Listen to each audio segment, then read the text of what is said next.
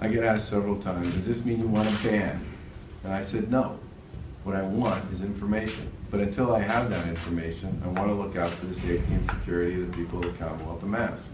And I think it's incumbent on the federal government, given some of the issues that have been raised in Paris, and some of the issues, frankly, that have been raised by members of the federal government themselves, that some of these questions, especially for states like ours, which have a long and storied history of being collaborators on refugee resettlement, that they should be willing to answer those questions. Governor, what do you make of the fact that the vast majority of the governors who come out and talk are Republicans? There's obviously many such there's a political, bent on this. You mean like Governor Maggie Hassan in New Hampshire? Well, I say she's maybe one of the few, if perhaps the only Democrat. I mean, the vast majority are Republicans. I found Senator Markey's comments also particularly interesting in this. He's been in and around Washington and Washington politics and state policy around a lot of these issues for a long time. And he specifically raised the issue around vetting and what I would describe as, I guess, information generally is sort of a fundamental concern of his. Me too.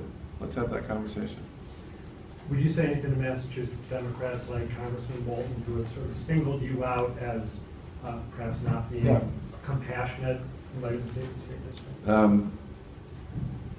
First of all, I doubt that Congressman Moulton actually heard my whole statement, because if he did, I can't believe that's what he would have said. And secondly, I think it's unfortunate that a serious guy like that went straight to the partisan talking points with respect to how he responded on that, instead of engaging in the serious conversation that I believe we should all be having about if the United States chooses to increase by 5 times the number, in 1 year, the number of people who come here on a refugee resettlement program from Syria, a very broken country in many respects with its ability to supply and support information. 3 days after we find out that one of the bombers did in fact use a Syrian passport and travel through several refugee camps on his way to France. I don't think it's unreasonable to try to have a serious conversation about how we make sure everybody is safe and secure on this. So when you hear criticism of you, when you hear criticism that this is a knee-jerk reaction, or that you're being, you're somehow lacking in compassion, what do you say to that? It's not a knee-jerk reaction. And when we were talking about a crisis along the southern border associated with a group of kids who were being exploited and abused coming to the United States from Central America, I said that I'd be willing to hear the feds out on that one.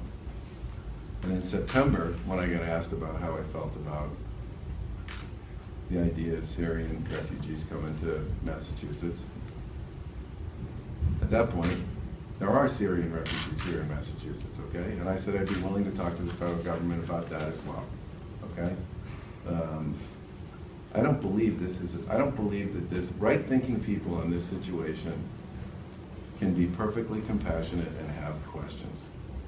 I have questions. I would just like some of them answered. And I don't think that's unreasonable, and I don't think it lacks compassion. All right, thanks everyone. Gotta get going.